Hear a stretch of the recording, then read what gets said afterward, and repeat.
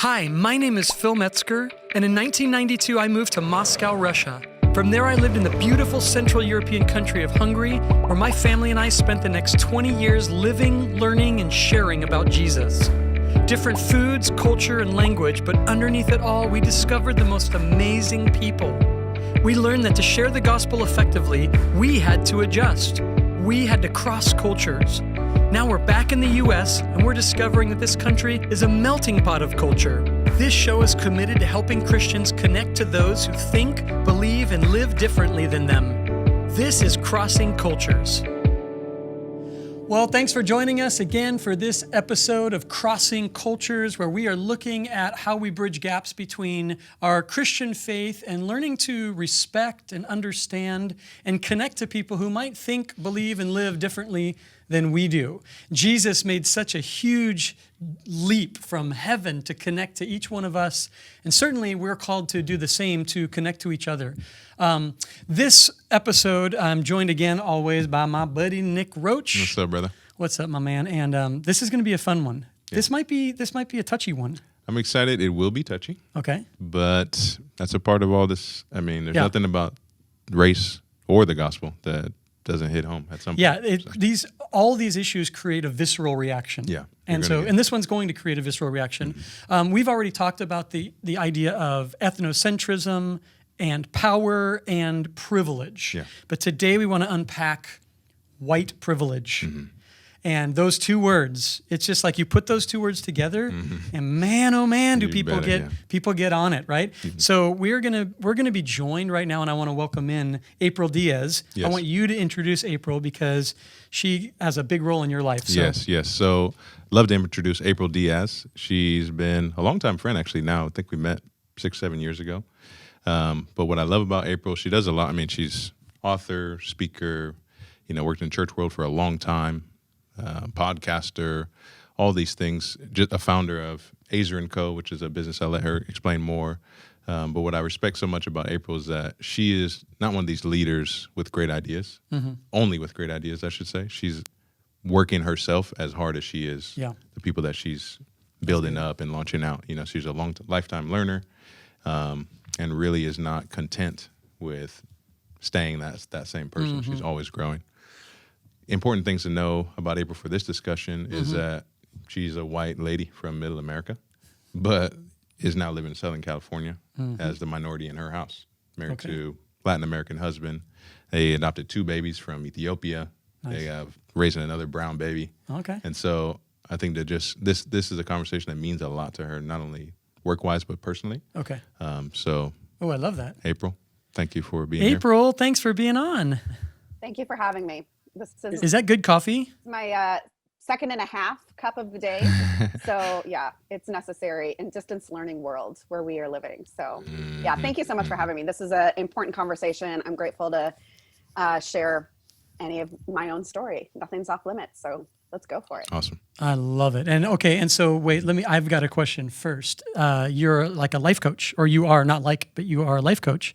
I am a coach, yes. You're like you're a life coach. And how's Nick? Nick's a good student for you? The best. Yep.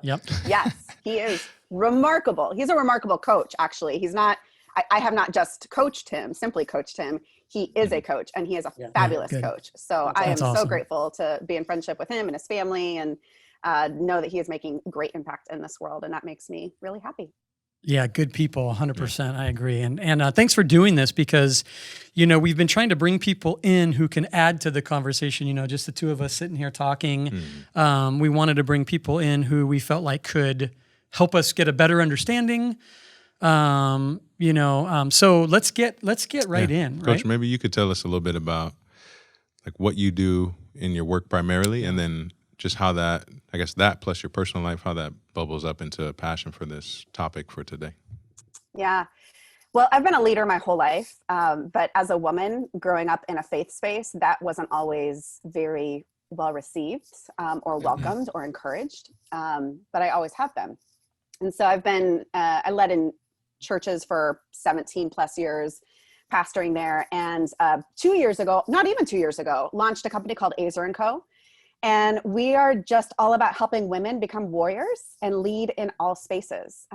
We're really committed to helping women become whole in their life and their leadership, and to just become the fullness of who they've been created to be. And so that looks like we do a lot of coaching, but we also do spiritual direction, and we've got transformational resources. And we're dreaming and building all kinds of things these days, especially during COVID, when I can't be out on the road and on stages and, like in gatherings. So it's been really beautiful in the last 5 months, even in all of the hard, to imagine the fullness of what this company is supposed to be about, to help women reclaim this identity as an Azer, which is the name that we've been given since the beginning. So it's really good. And I think like it's always been important to me to be a voice for the marginalized. I was a middle school and a high school pastor for a whole lot of years. And again, I was a woman in leadership. And so I've always been on the margins. I've always been on the fringe, just in my own life. And then I married a Puerto Rican, and we have some Black babies, and, have worked with women. And basically I find every person that I spend a good bit of time with has been somebody who has found themselves on the margins, or has experienced oppression, or who has not been welcomed and given a place at the table. And so Azer & Co is certainly a very significant expression of that. But this whole racial conversation is just, it's at the heart and the core of who I am, because it is entirely personal. It is my family. It is the man that I'm married to and the children that we are parenting. And it has come to really help me see the gospel in ways that I didn't growing up, because those were not conversations that we were having. Right. That's awesome. Thank you for sharing that too, because one of the things I know you spend a lot of time on is with Azer & Co being focused on women coming to wholeness. That's really an invitation to men also to become that ally. It's not an exclusive, endeavor. And so I think it's important as these conversations, when we focus on a group, can feel like everybody else is cut out, but really, hoping that, or I know you're going to help us understand how that's really an invitation to everybody else. Yeah. To really do it together. So that's a really good point. Yep, absolutely. Yeah. So let's get into the actual, so white privilege, right? You say white privilege. We can say it, the three of us in here, but when people watch it, some people will turn off already. They'll be upset. It just creates this thing. Right. I obviously, let's talk about it. We the three of us collectively may not have all the wisdom of the ages, but we can certainly try to why do you think this is such a, why does it get the reaction that it does? Yeah. That's April, we're going to you first. Yeah. I think it gets the reaction that it does because it's been politicized. And a lot of Christians, Jesus people, aren't happy with those political conversations. So I would say, first and foremost, let's take a step back and let's try to remove that politicalization. And let's look at the heart of what it actually is about.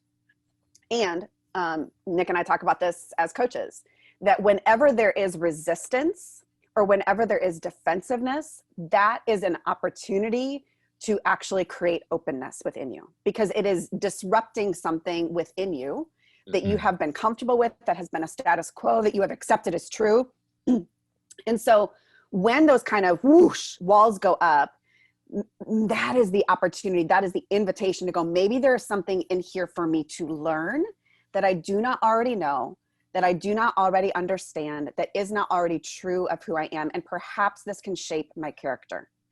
So the first and foremost thing that I would say, and this was true in my own journey when I first started learning about white privilege, was I had all kinds of defenses and excuses, and those don't get you anywhere close to transformation.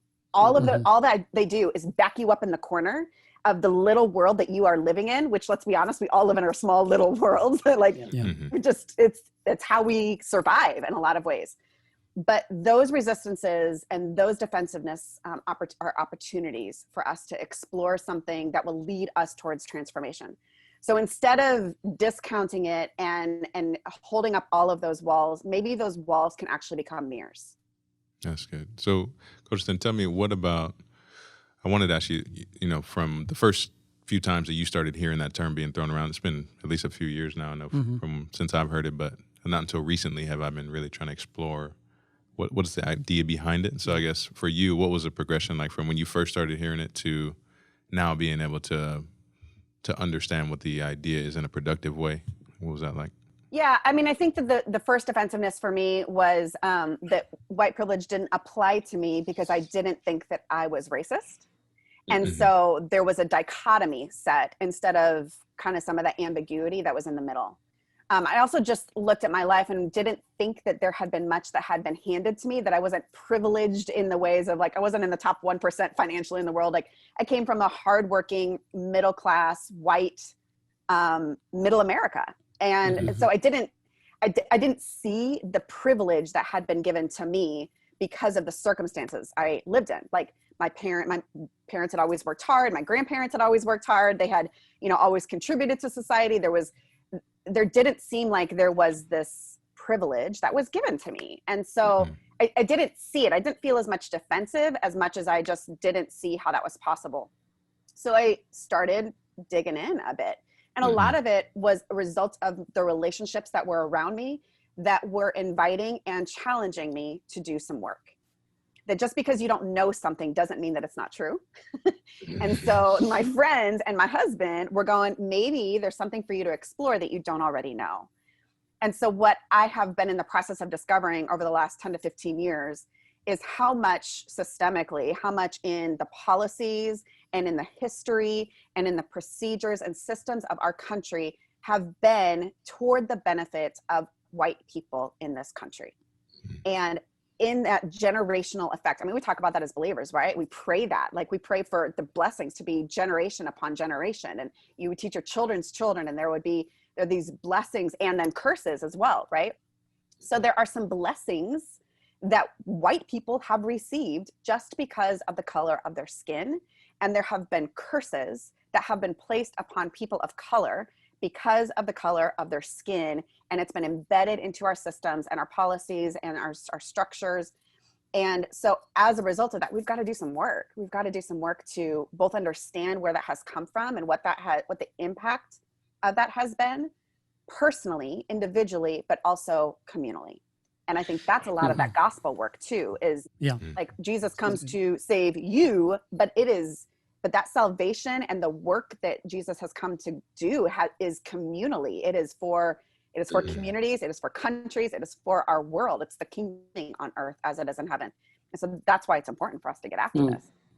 I was just thinking, as you were saying that, like, I kind of reached a point, and I've been in a lot of different conferences now and talking on panels and doing these things too. And you get to this point where you're like, I feel like I'm always having to bring along the group of people that have always been pandered to. That it's constantly like we're having to do that.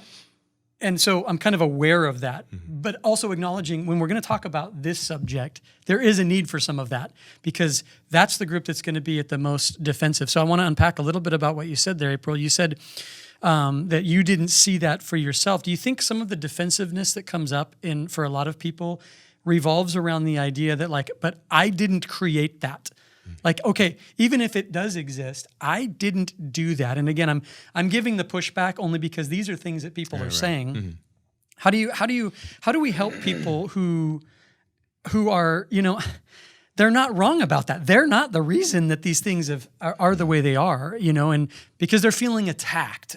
How would you address that? Yeah, again, like in that attack word, I would just say, let's not focus on that. Like it's not, this isn't about you, this is about us. And this is about, it's about those who have been harmed along the way. So first of all, like, can we just, in a spirit of maturity and a spirit of like community and connection, can we just lay that part down? Cause it's not about that. And it's true that like, you may not have been the one who owned slaves or created the policy that created redlining in your community. You may not have been the one that called somebody a name. And yet, as a result of all of those things and so much more, you benefit from it. And so just as there is any sort of injustice in the world, the things that break the heart of God are intended to break our own hearts. We are the ones that when there is a problem, we get to be a part of the solution then. And so the race deal is such an interesting conversation because there's so many other conversations where like these things are broken. Let's do something about these. Exactly. And I want to contribute to that. Even though I didn't cause the problem, I want to be a part of the solution because this doesn't work for me. This doesn't work for my family. This doesn't work for my community. But the race conversation, that's where it gets so messy and interesting to me, that why are Jesus people the first ones to go, that is not okay that my brother experiences this with the police. It is not okay that my sister has been pulled over for this, or who has fear in any way, shape, or form. Why is that the thing that is causing us to go, that's not my problem because I didn't create it. Those are intellectually incoherent and don't go together. That's good. That is hard. I've never heard it put that way, but that's hard. Mm-hmm. That's hard, man. So I look at things like I look at the politicization of these things. I can't even say the word right, but we all know what I mean. Yeah, I'm thinking of. Yeah, no, I think you said it right. We'll just re-edit and take your version again. I'm thinking of like a misguided idea of history, where we double down on this idea of no, like we're great, we always have been, and we're amazing, and it's like, and for those that believe that, well, that's fine, but it doesn't coexist with the gospel. Nope. Yeah. When the whole message of the gospel is that all have sinned, it's mind-boggling how we want to double down on, yeah, but I'm not that. But not me. Yeah. I'm not that. And so, and we, both of us have, and all three of us, we're all talking to a lot of Christians these days, and here's my naivety. It surprised me how people are unable to push beyond either the politics or this misguided idea of, but I'm an American kind of a thing, to have an honest conversation. I love the way that you said it. I really appreciate it. So April, then, so last night, I don't know if I mentioned already, I was having the idea as we were prepping for the show. I was like, I'm going to poll a couple of my white Christian friends and just get their gut reactions to when they hear white privilege.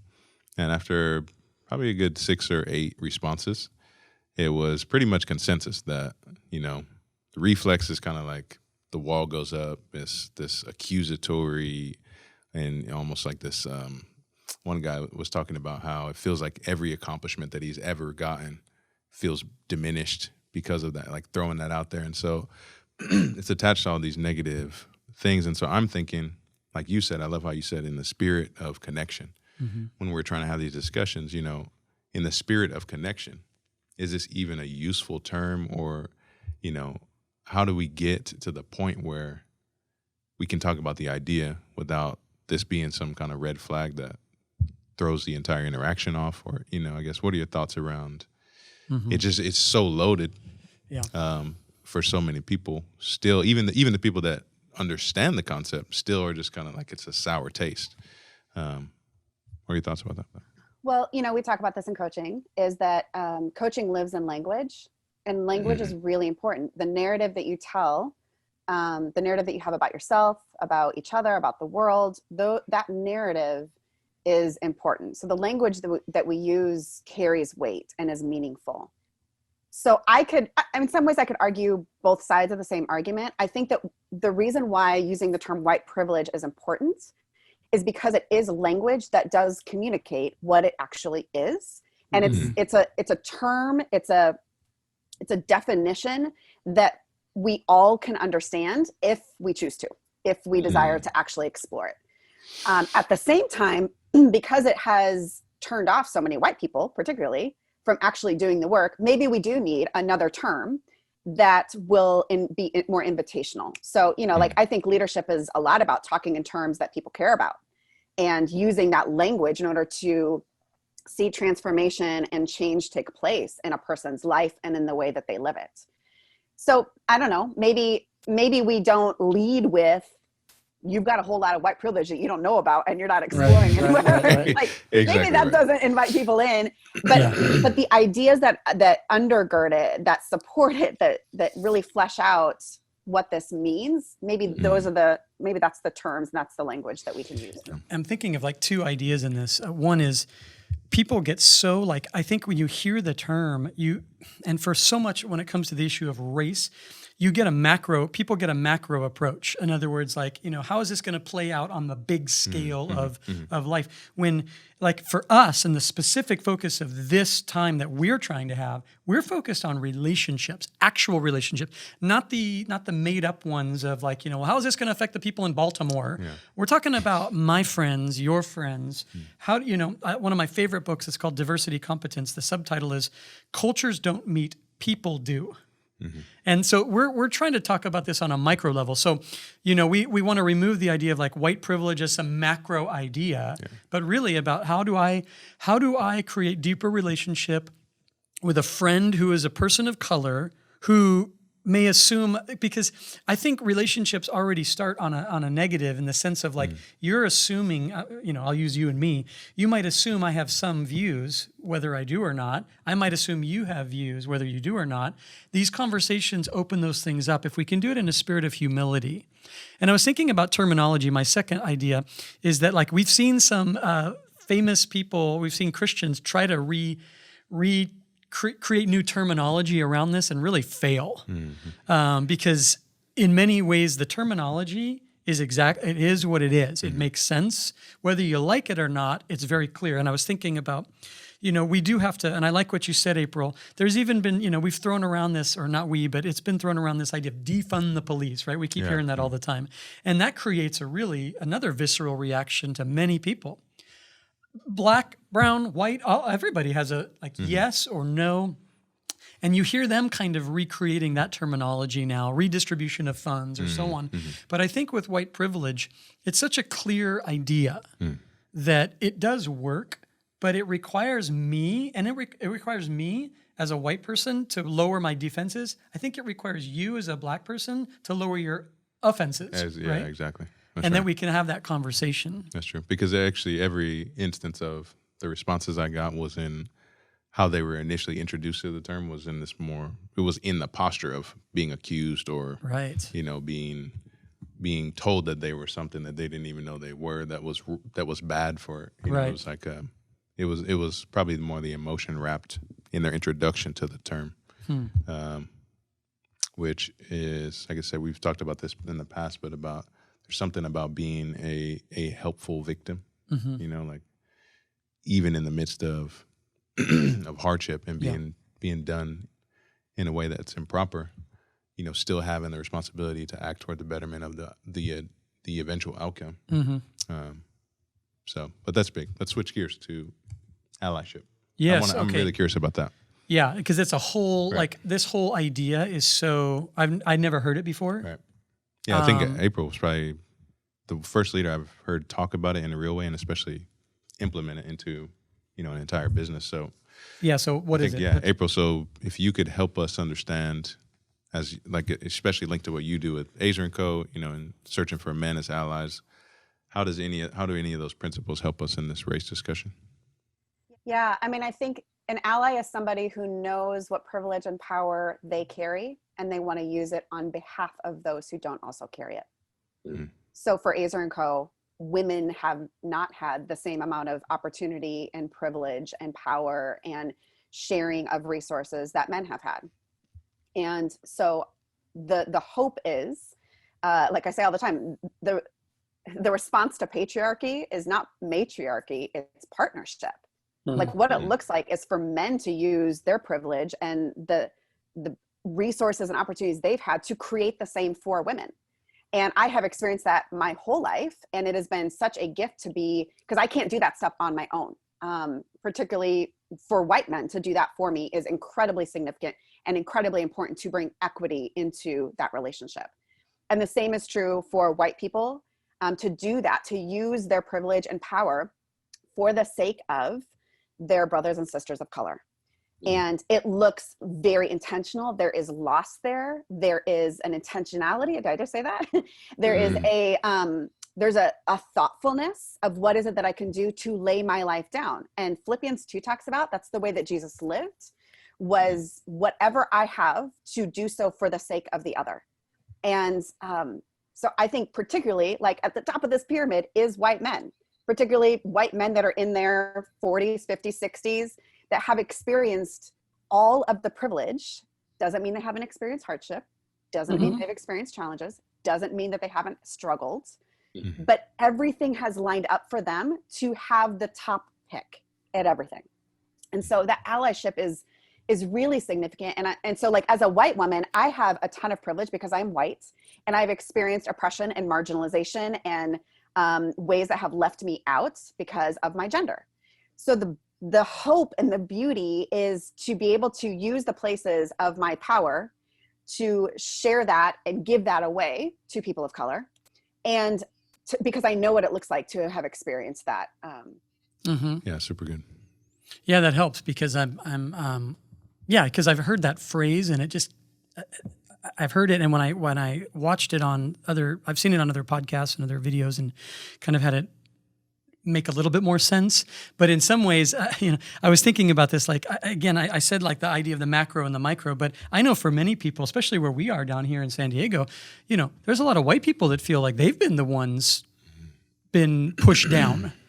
And I'm using that as a point of like, oh, but I've never, I've been the one pushed down, so to speak, but they don't see the idea of their, like the race as a whole or their gender as a whole. They're looking at their little area.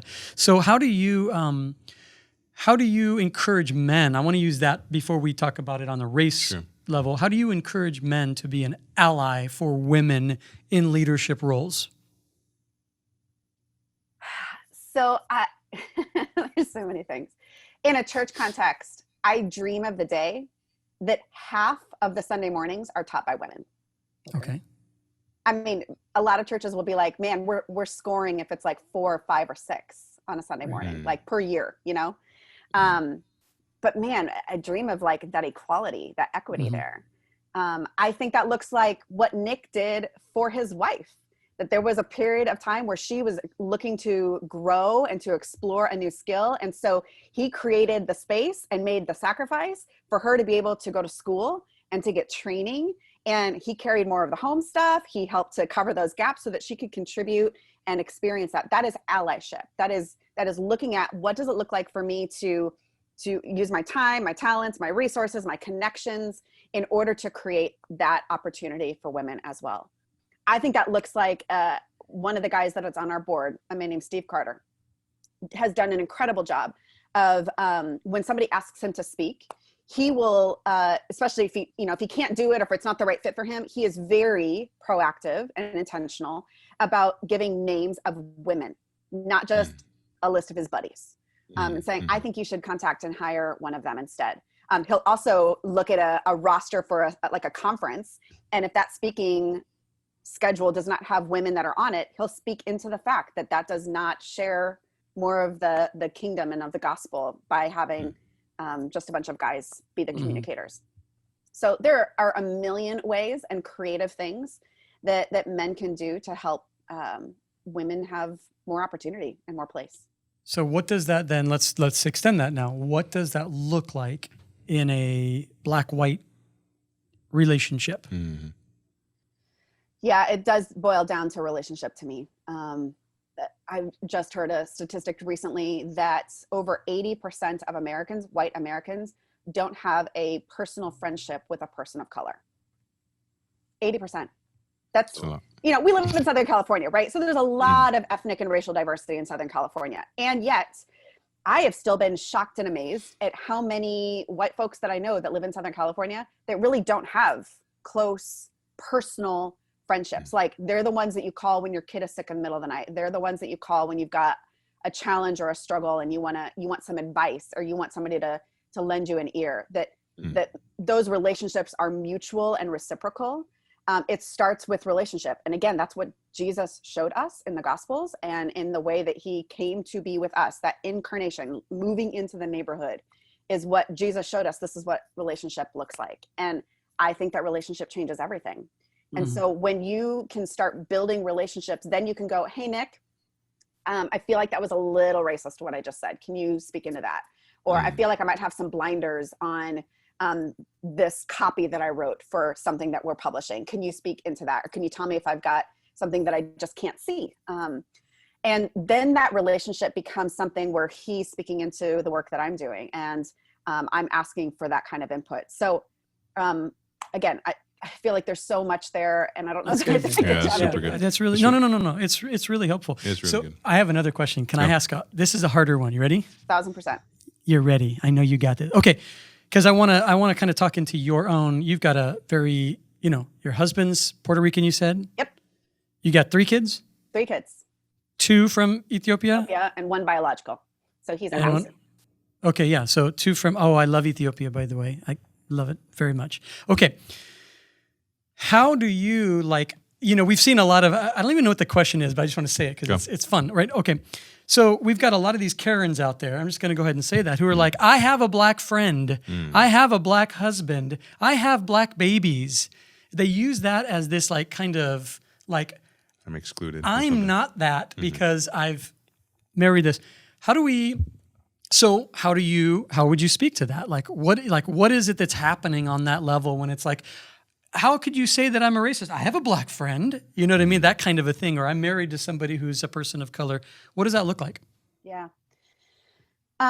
For me, it has required a lot of unlearning and relearning, historically, theologically, that doesn't just have white voices of influence.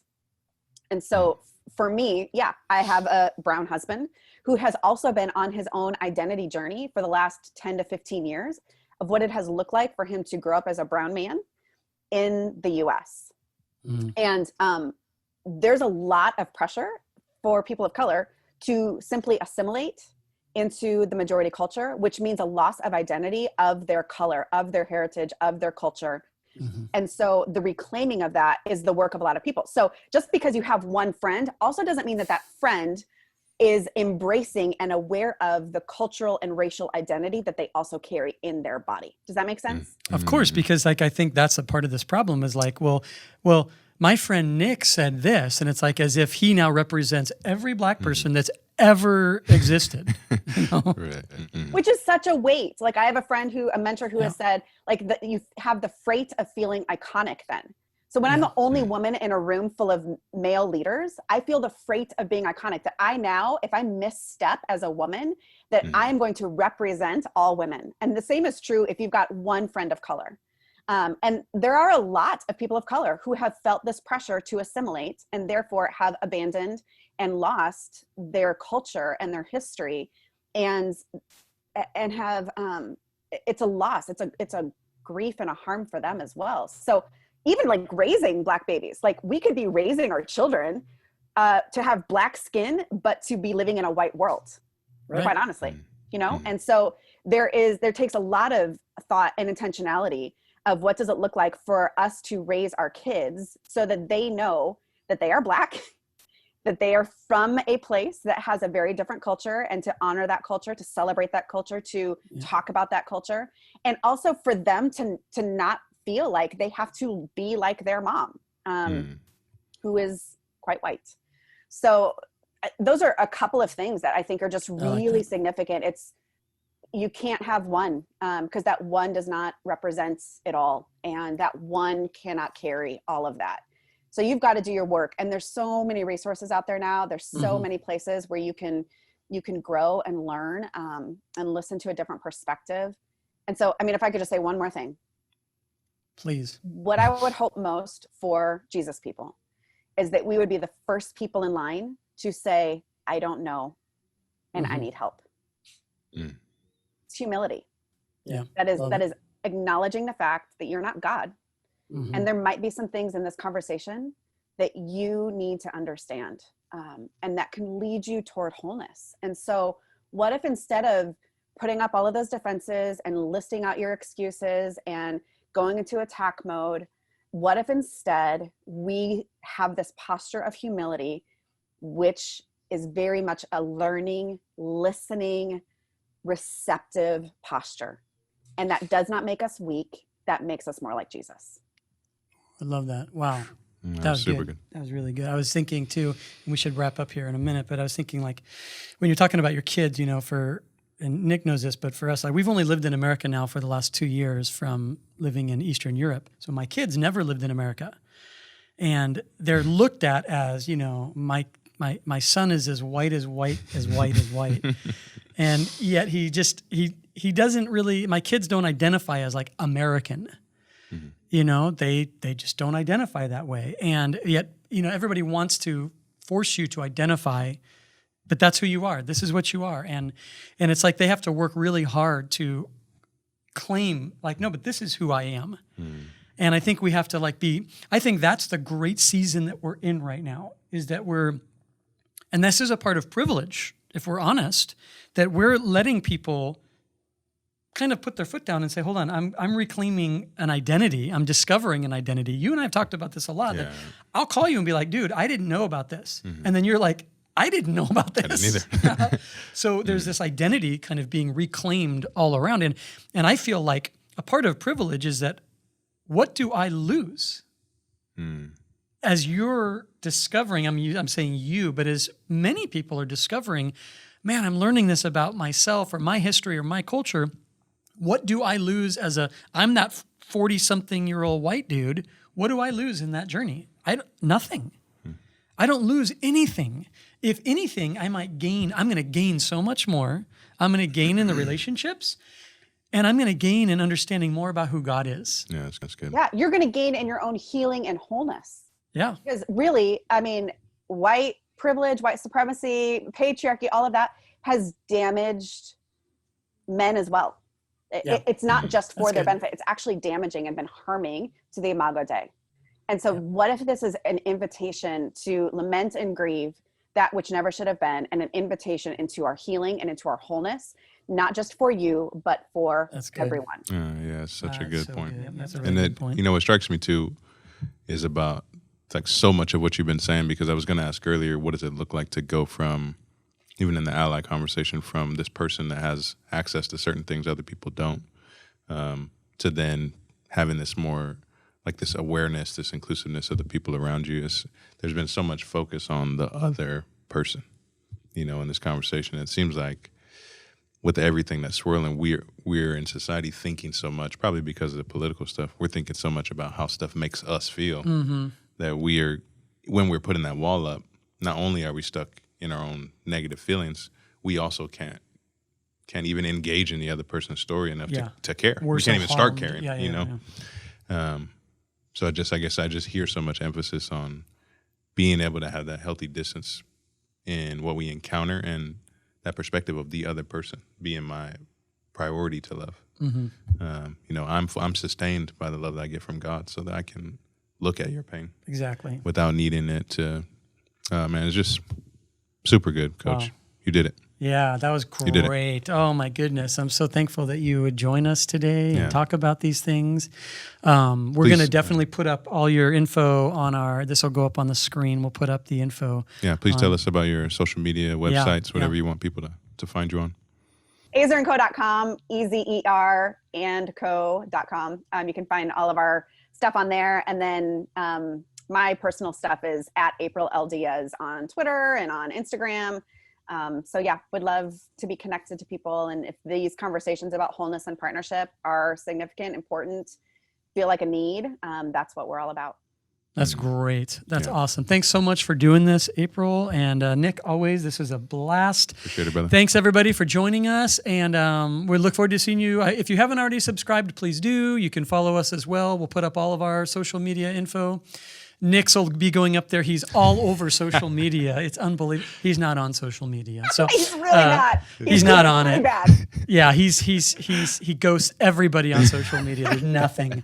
But we are as a podcast, Crossing Cultures. We're on there, and we're looking forward to having more engaged conversations to help us grow as Christians and to be just useful and a part of what God's doing here in the world today. So thanks for joining us. We'll see you soon.